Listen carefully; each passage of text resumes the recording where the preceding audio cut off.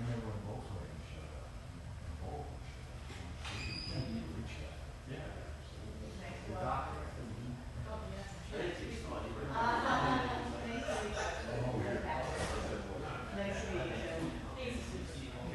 I used to be. Now I'm just an old man. They stuck out. Yeah. Of course. Oh. Mine is similar. Good. Yeah. How's the track? Yeah. Track. Circle. Yeah. Exactly. Why we want to race that? Nice. It's like so boring. Yeah. Well, Actually, it's not that boring. When you're sitting in the car and you drive 200 miles an hour and somebody bumped you with You that. try to drive 100 miles per hour with kids and double burn out for kind of solid. I'm sure that there's more going than Different kinds. when you're driving with professionals, it's like going to the range. You know how it's ability. He's not driving it with me. He's driving with You guys. got to They can. They have to be. They actually bump each other not Yeah. correct. The rest is different. which is Behind. bump Have the into car, I'll just spin around and go Yeah. to the ditch. some rush. And that was my idea. I'm not from here, really, more. So when I first seen the race down there, when you first see it in person, these cars are flying. You know? Then I had the idea that what we should do is we should like have pop-up things, like a dog pops up when you're coming. And you go around it. It's like, yes, think about it. That'd be great. Well, they do it in training for shooters all the time, right? The pop-ups. You ever think of Sounds that? good. We can start a whole new race circuit. Oh, that's cool, you know? It'd be real exciting. They can add that to the show. Get some sprinklers. It's really attractive. Because the Right? lighting. Think about it. It's really entertaining. Most Yeah. people come to the race for the crash and they see the crash. I love that stuff. I need to roll that type racing, road course racing. Alon, That's right. That's my. There's GT too. So we're ready to start, but I had to wait for Rabbi Lennon to show up. He was late as usual. We left the same meeting an hour ago, and we got here before. And with the heat, just tell us. Alon, this is Rabbi Lennon. Baruch haba. Thanks for being here. Thanks for being here. Thanks for having me here. That should be in my kit. Nice to meet you. I grew up there. We just want to try to know about Yeah. the Jewish community. I cannot be as loud as the sheriff, but I can at least try to get it to an appropriate amount. Turn real quick, but that should be a different level. Is it good? Okay. So we have a United States Air Force veteran. It's right in the middle on the bolt box. So Brothers fought in World War II and really great.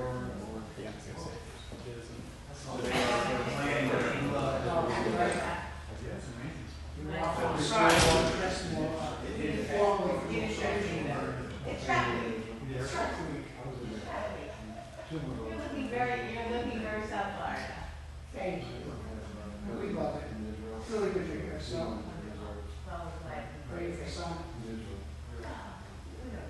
They like Saturday, which is different than Sunday. This is fun. Yeah. So I always say, This is great. This is very, very different. Smiles around. It's better, Rob. We want dry and clouds. We don't want wet. The sun is between the cars and the cars are spinning, right? The season, carry all around. Because they don't want to get the sun go, the cars are spinning. And it changes the dynamic. And these guys can move. Once in a while. So what they do is they change.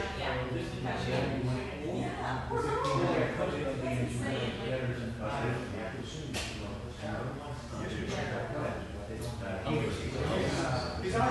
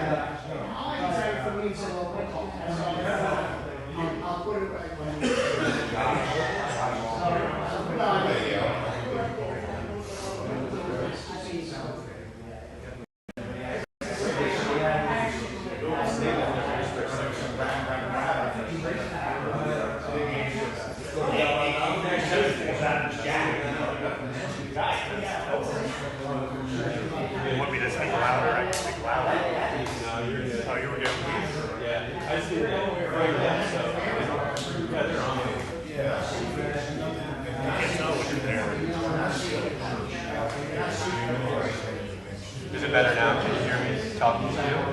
Yeah. This goes to 11. I'm not that tall. But you can hear me in the headphones. Probably. They're on the ground. Don't put it all away. Just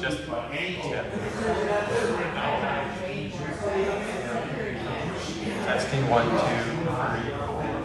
It should just be in one. It should just be in one area and not the other. Yeah. The other one is.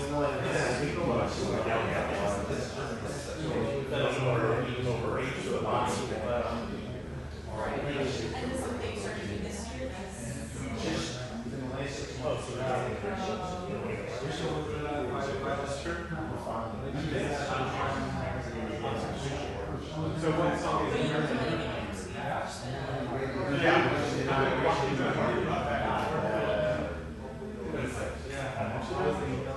Oh yeah. I see.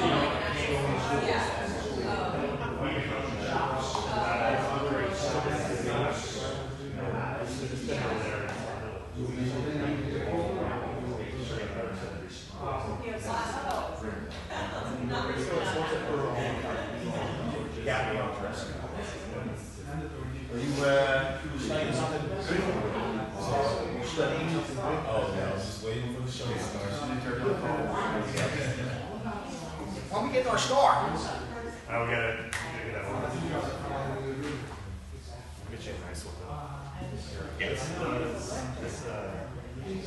It is. It's Oklahoma Sound. It will because he's in the Oh, he's in order.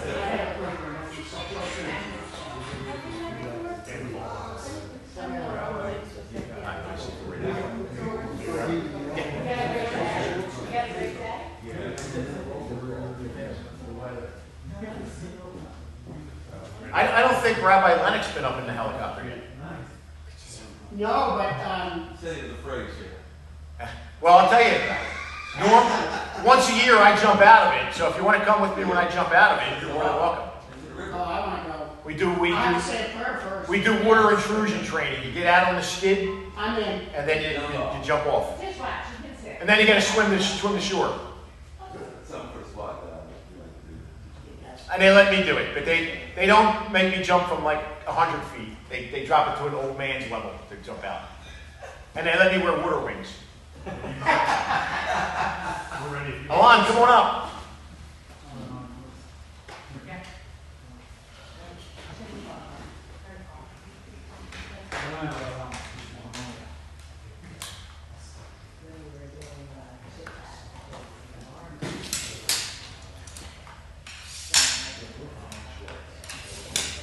I'll do a brief introduction, and then I want to get out of your way. And you can do, yeah, you can. This is easier. It's easier to drive a car than It's easier flying fighter than it is to fighter jets.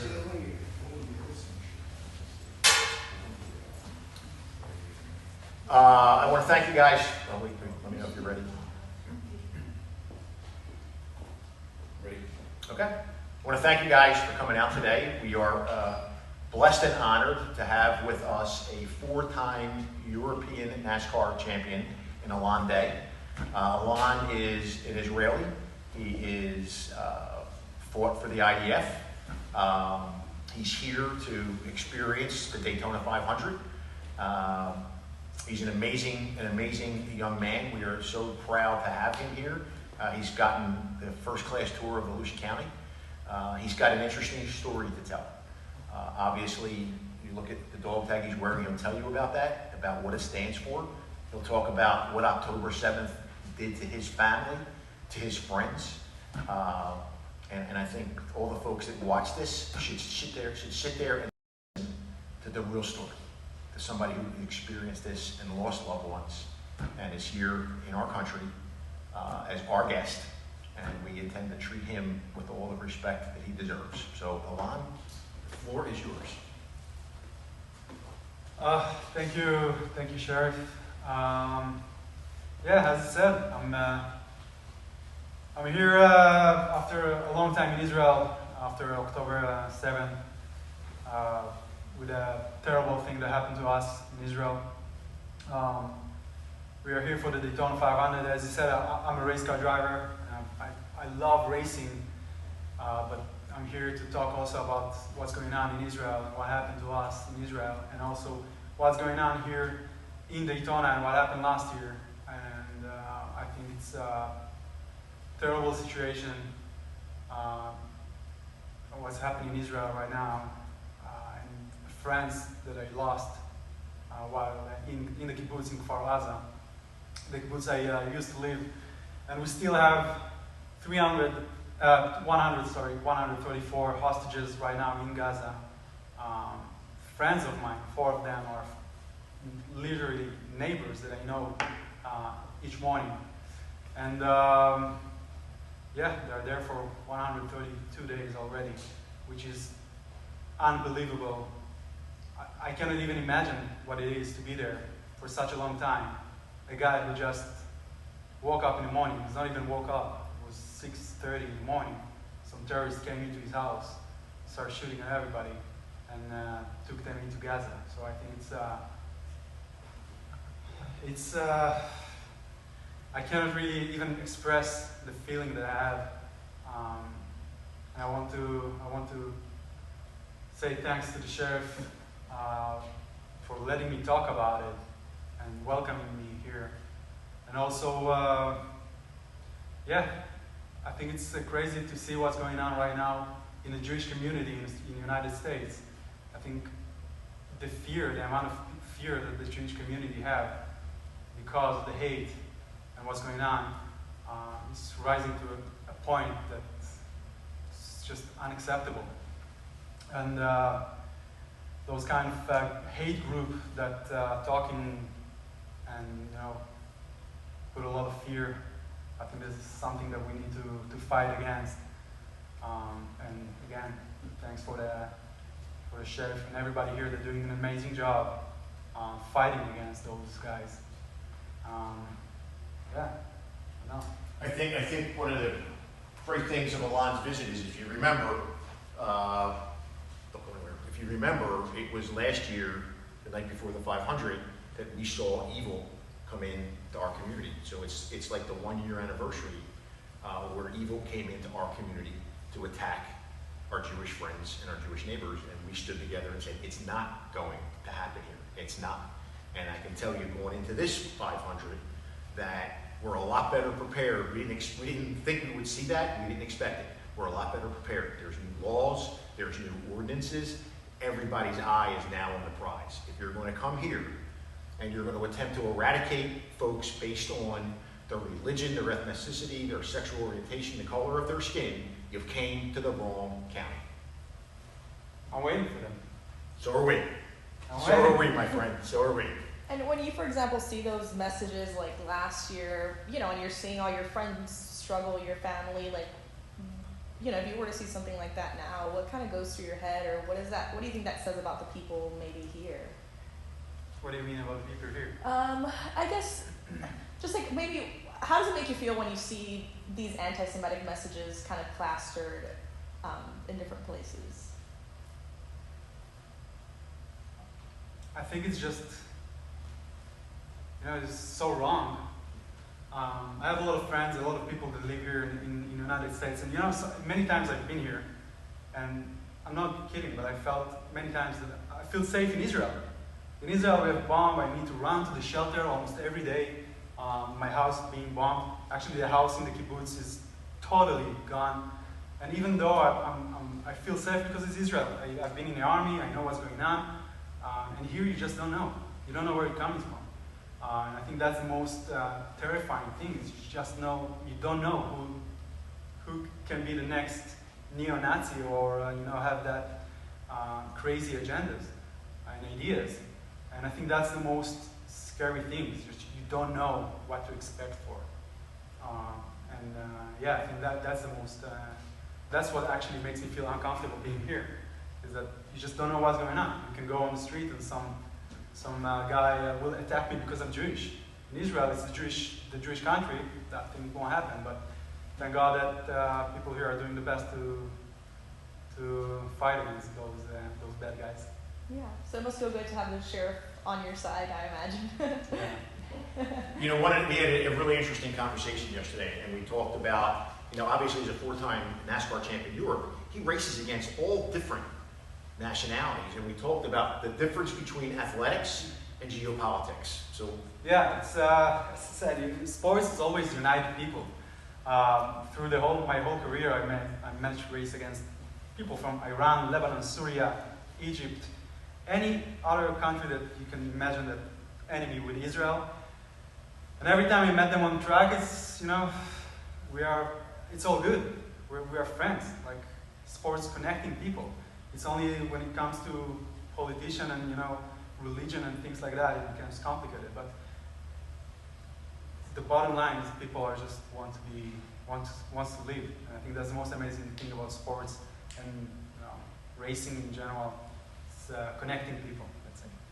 And because we saw like these messages, you know, targeted towards Israelis last year, I don't know, do you fear at all, like if going to Daytona 500, do you fear at all for your safety in specific, or I don't know, that you may be targeted in some specific way? I served 3 years in the army. Bring them on. I'm waiting. I'm ready. sounds like something I said last year. No, Bring it on. We're ready. I got it. Just give me a uniform. I can be part of it. It's uncomfortable. As I said, you never know when it's coming from. You know, it's either social media or they can meet me on the street. But I'm ready for everything. I'm Jewish.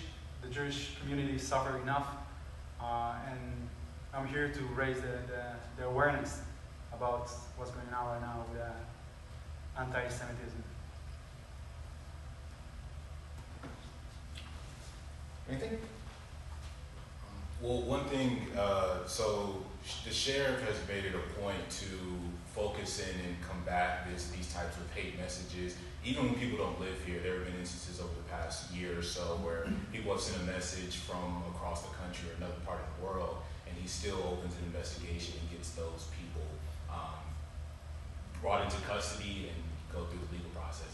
How important do you think it is to have people who take a stance like that, and as a person in your position? How important you mean? How important is it to have people who will take a stand against it, even if it's not directly in their backyard, even if it's somewhere digitally or elsewhere? I think any kind of, you know, fighting against those guys is welcoming. It's. I don't think I really understand the questions, but. Well, I guess I'm just more so asking how important is it for people to go above and beyond, to not just turn the blind eye. Obviously, you need to go beyond what's going on because it's not enough. Since October 7, I think it's 400% more incidents of anti-Semitism. 400 or even more than that. I'm not really know the number exactly, but it's a crazy number. So any kind of active something to do to fight those guys is welcoming, and I think everybody needs to do something. And I'm not talking only about the Jewish community. I'm talking about any other community. Any hate, in my opinion, is supposed to fight against. I don't know if the sheriff can shed some light on the increase in anti-Semitic hate messages we've seen, and also, I guess I'll start with that. Yeah. Well, to get to Alon's point, since October 7th, I mean, we were seeing a rise nationwide before October 7th. And October 7th has now put this thing on steroids. And that's why I think it's important for me that as long as I am the sheriff of Volusia County, I am going to do everything I can to stand with our Jewish friends, our Jewish neighbors, and the state of Israel. Because what is going on is absolutely unacceptable. And we're going to use every tool in our toolbox to go after these scumbags that want to push that hateful message forward, wanting to eradicate people because of their religion, their race, their ethnicity, or their sexual orientation. That's not what this country is about. And it troubles me to hear Alon say that he comes here and doesn't know where he could be attacked from in what is supposed to be the greatest country in the world, that was founded on religious tolerance, one of our tenets, that we would allow that hate to filter in on that somebody who wasn't born and raised here senses that when he comes to this country. That's a sad commentary on us as Americans, that we actually embrace that hatred. Yeah, and I know you said that since last year there's been like ordinances, laws, things that you guys are doing differently. Can you talk about maybe specific things that you guys are doing this time around? Well, obviously I can tell them right now they are not going to get on the Ped Bridge and drop those hateful signs. They're getting locked up. That's what's going to happen. They're not going to project on the side of the speedway and have people say, oh, what are we going to do? It's free speech. It's not free speech. And for the people out there that want to say free speech doesn't advocate for wiping people off the face of the earth. That's not free speech. You know, when you talk about going after somebody and wiping them off the map, okay, of setting their children on fire, of raping them, that's not free speech. That's insightful speech to know what you're doing. And I'll digress here for a minute. When you look at the Tree of Life Synagogue, when you look at the predominantly African food market in Buffalo, when you look at the predominantly Hispanic Walmart in El Paso, and you look at the black church in South Carolina, how did that come to be? It came to be by these internet jockeys professing this hate, loading the gun, knowing that some marginalized individual who wants to make a name for themselves will pick up that gun and go out and slaughter people based on their race, their religion, their ethnicity, or their sexual orientation, as we saw in the Pulse nightclub. So that's what the danger is with that speech. It's not about its protected speech. It's loading the gun because they ain't got the balls, pardon my expression, to do it themselves. But they know somebody out there, and we've seen it, will pick up that gun based on those missives and that hateful message and the lies that are out there. You know, the lies they tell about the Jewish people. They're so ridiculous that anybody with half a brain would read this and say, that's not true. That's not history. But that's not how they view it. Oh my God, did you read this manifesto from somebody that can't string two sentences together? And I know, but they sue me, and they write their own lawsuits out. You know, there's more misspelled words than anything I ever saw. So that's your enemy. But to get to Alon, what Alon is saying, this is a cancer in our country. And what do you do with cancer? You have to cut it out. It has to be eradicated. You just can't turn a blind eye to it and say, well, they're a group of nuts, let them do what they want to do. Well, those group of nuts took hold of Nazi Germany in the 30s, and we all saw what happened there. So that's my diatribe for February 15th. That was a good example. Yeah, as I said, and I think a lot of people don't even really understand when they post stuff on social media, even though it's just a random guy or somebody like Kanye West. You know, they're just posting stuff on social media and they don't understand the impact that they are doing on people, on the Jewish community. Like we have seen what's going on when people post, just like Kanye West posting anti-Semitic sentences and you know, saying bad stuff about the Jewish community. People don't really think deep enough how the impact how big the impact can be. I heard what the sheriff said about fighting against those guys. And you know, sometimes you meet a person and you say, like, you think to yourself, if the whole world, 100% of the world, would have been built just from a person like him, the world would have been a much better place. And to hear that the ways that he's trying to fight those people, the only thing I can say is thanks, and thanks to everybody here that doing an amazing job to keep us safe. I want to say something, and I told Alon this yesterday. You know, if anybody doesn't know history, if you think back to Nazi Germany, and there was a German preacher who said something that was seared in my mind from the time I was a kid in history class till when this event occurred last year to us. And the preacher basically said, when they came for the Unionists, I said nothing, for I was not a Unionist. When they came for the Socialists, I said nothing because I was not a Socialist. When they came for the Jews, I said nothing because I was not a Jew. And when they came for me, there was nobody to say anything. That's what this is all about. Because what the hate does is, yeah, today, enemy number one is the Jews. Tomorrow, it's the Catholics. Tomorrow, it's anybody that's white with black hair and a big nose is next. next to somebody who wears a uniform. So the hate, it doesn't stop. It just finds a new thing to attack for whatever reason. That's why this has to be stopped, and that's why we have to stand up with our Jewish friends and with the Jewish nation. So. Awesome. Yeah. All right. That was great. I did recite some of your history. I did sit in your history class. You I want have to say it's much easier to do it in Hebrew than in English. Oh, Yeah. That's the test. I'll get you now. Still translating it. Yeah, we'll get you now.